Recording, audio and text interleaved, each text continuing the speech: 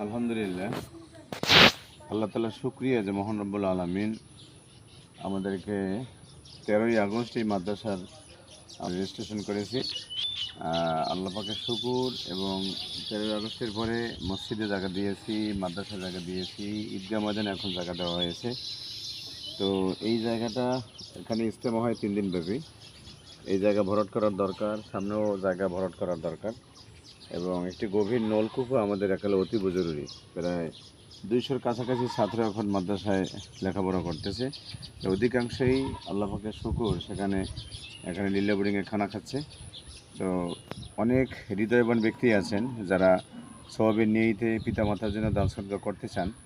যদি আপনারা সওয়াবের নিয়তে করতে চান তাহলে ইনশাল্লাহ আমাদের এই ঠিকানা যোগাযোগ করবেন।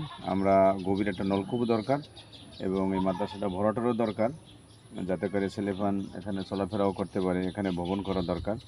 আপনাদের সকলের কাছে দোয়া আছে আল্লাহ তাআলা যেন এই দিনই মার্কাজকে আখিরাতে নাজাতের জন্য কবুল করে, আর বিশেষ করে অসমাপ্ত কাজ যেন সমাপ্ত করার তৌফিক দান করে। আসসালামু আলাইকুম ওয়া রাহমাতুল্লাহি ওয়া বারাকাতুহু।